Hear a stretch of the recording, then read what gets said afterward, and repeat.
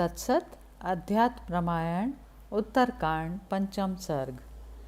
जेहि के जेहि पर सत्य सनेहु, सो तेहि मिलई ना कछु संदेहु। सत्य को कोई छिपा नहीं सकता, सत्य का सूर्य जरूर उदय होता है।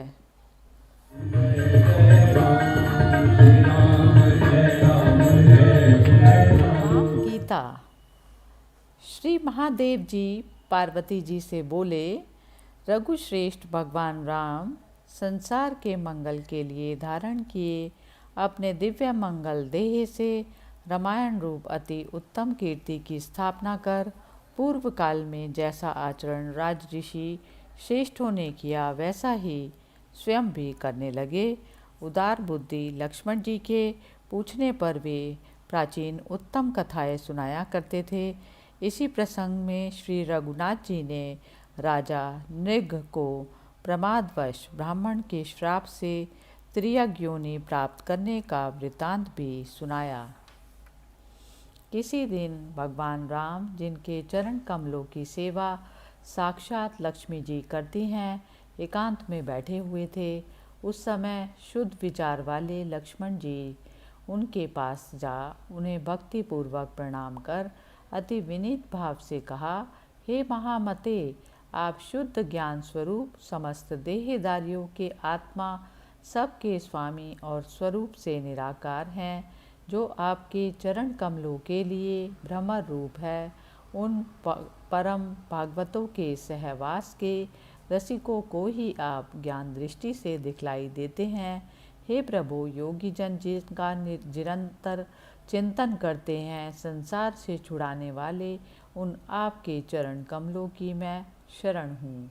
आप मुझे ऐसा उपदेश दीजिए जिससे मैं सुगमता से ही अज्ञान रूपी अपार समुद्र के पार हो जाऊं। श्री लक्ष्मण जी के ये सब वचन सुनकर शरणागत वत्सल भूपाल शिरोमणि भगवान राम सुनने के लिए उत्सुक हुए।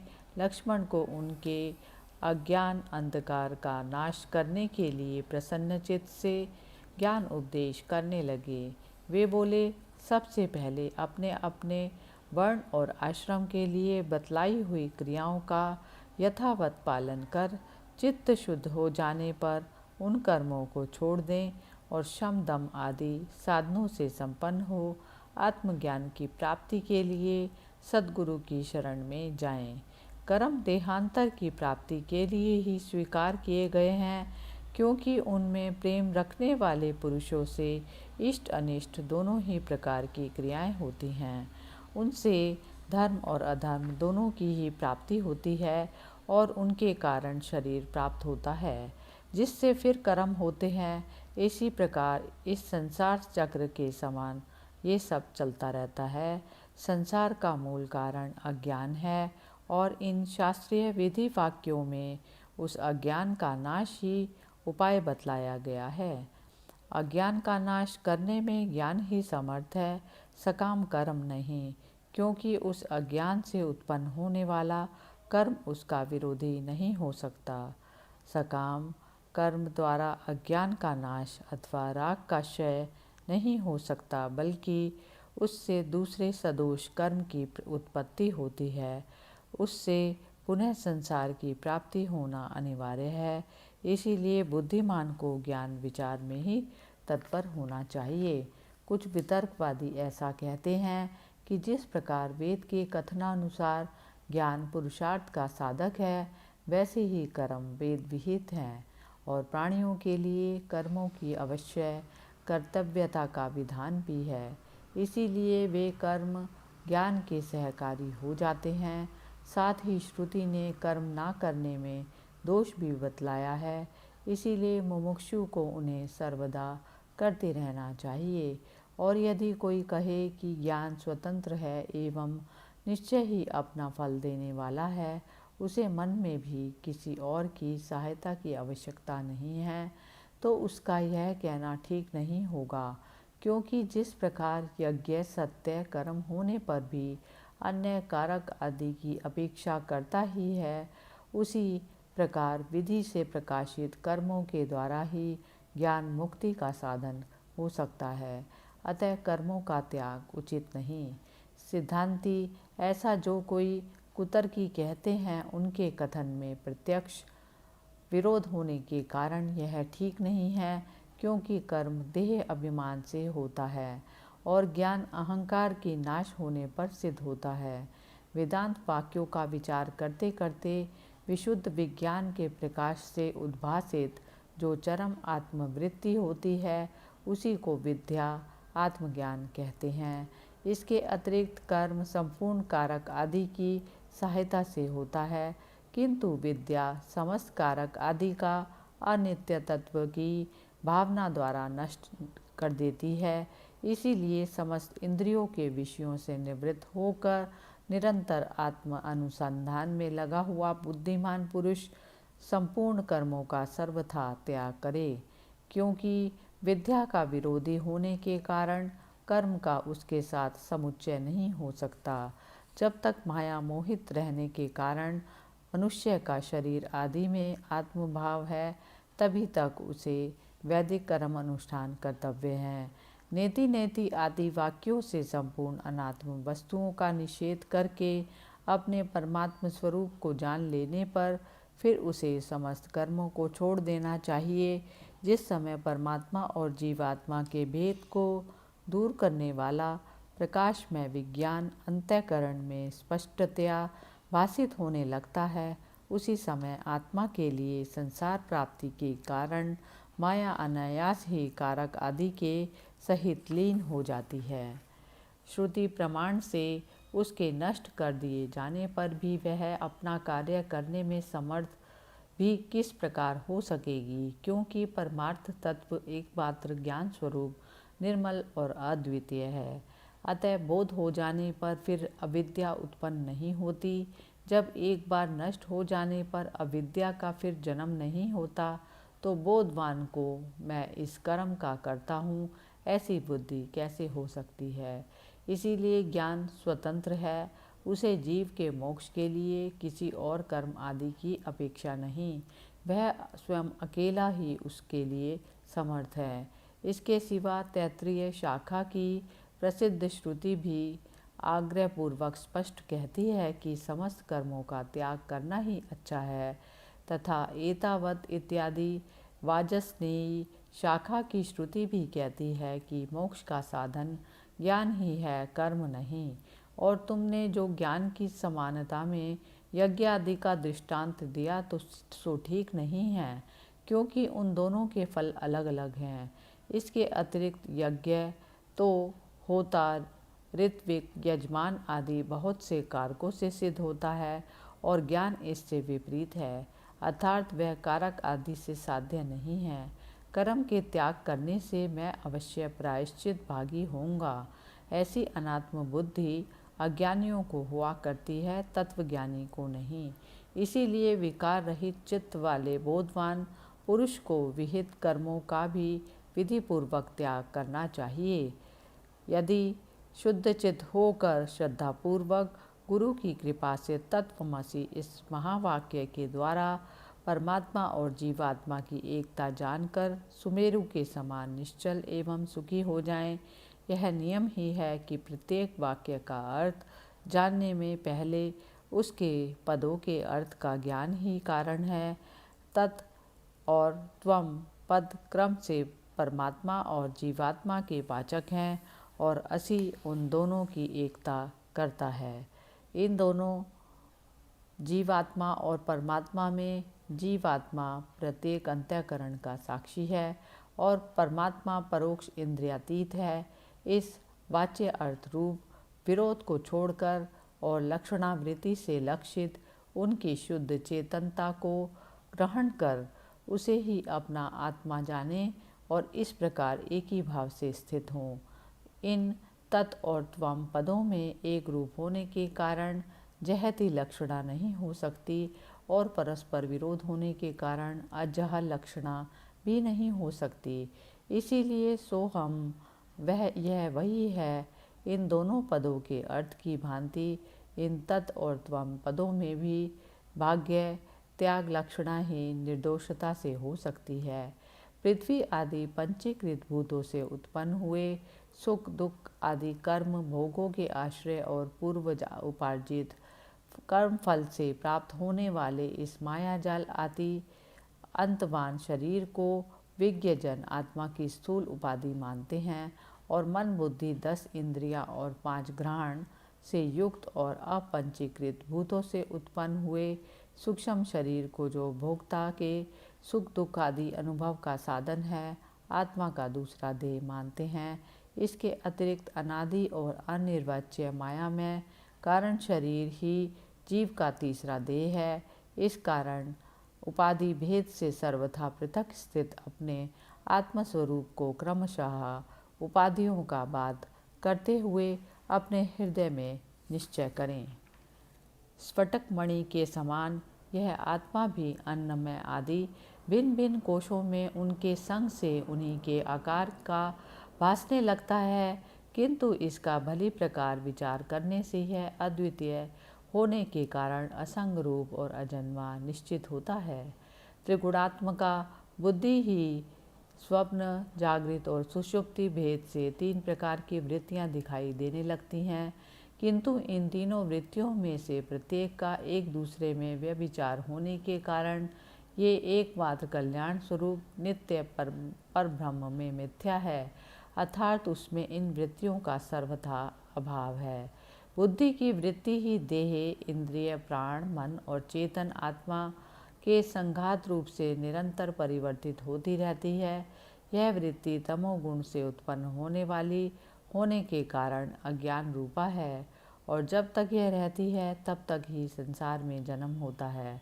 नेति नेति आदि श्रुति प्राण से निखिल संसार का बात करके और हृदय में चिद घनात्मृत का आस्वादन करके संपूर्ण जगत को उसके सार रूप सद ब्रह्म को ग्रहण करके त्याग दें। जैसे नारियल के जल को पीकर मनुष्य उसे फेंक देते हैं।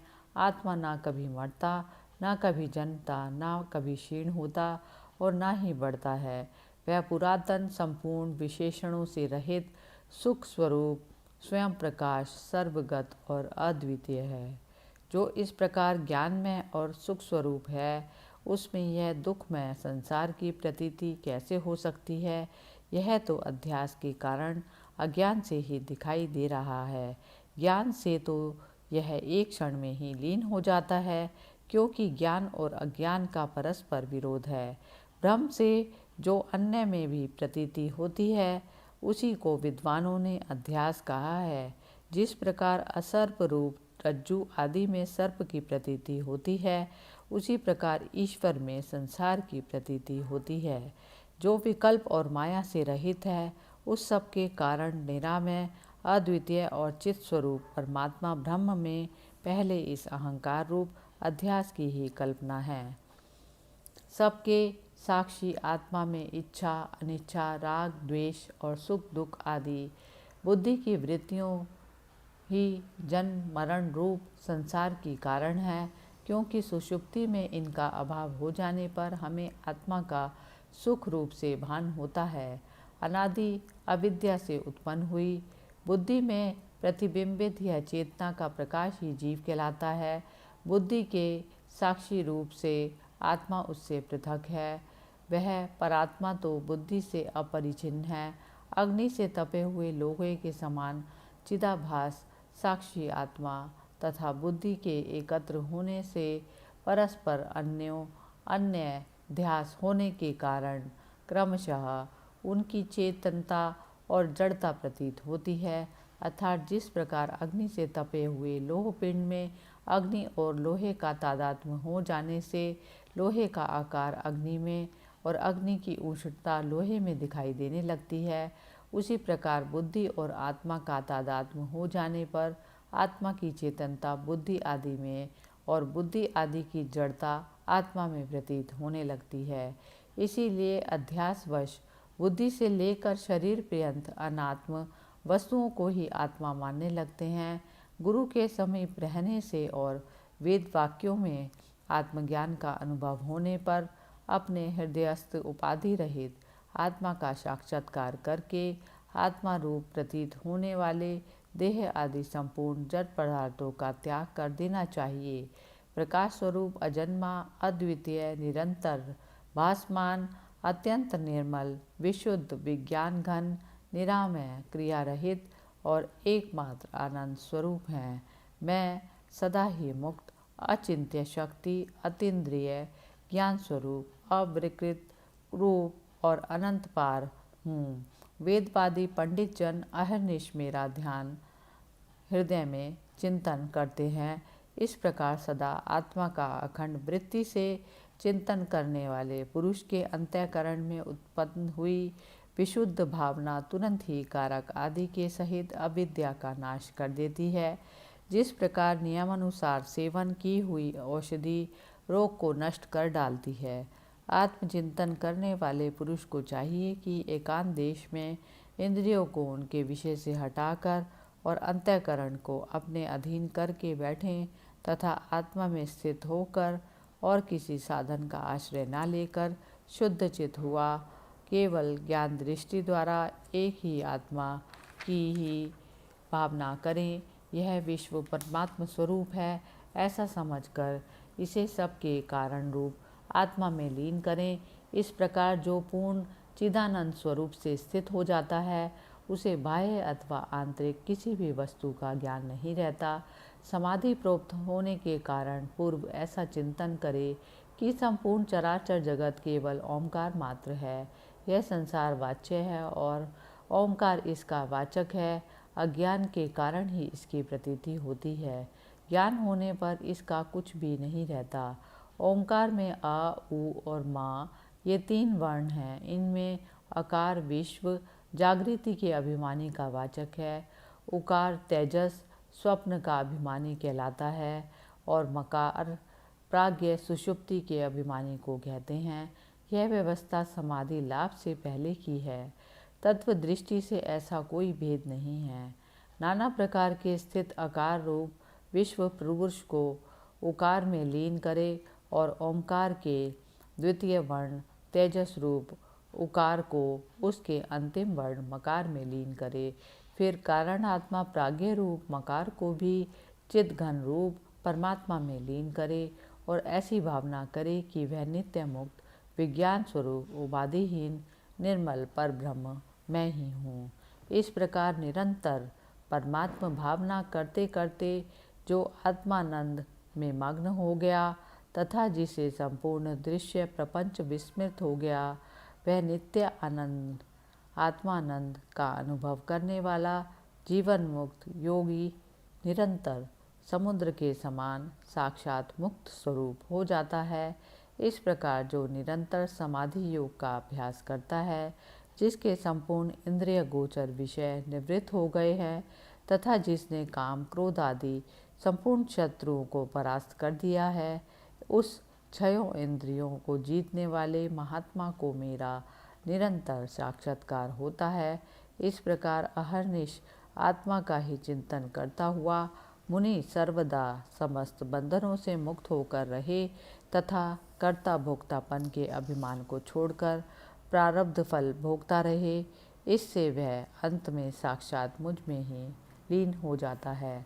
संसार को आदि अंत और मध्य में सब प्रकार भय और शोक का ही कारण कर जानकर समस्त वेद विहित कर्मों को त्याग दे तथा संपूर्ण प्राणियों के अंतरात्मा रूप अपने आत्मा का भजन करे।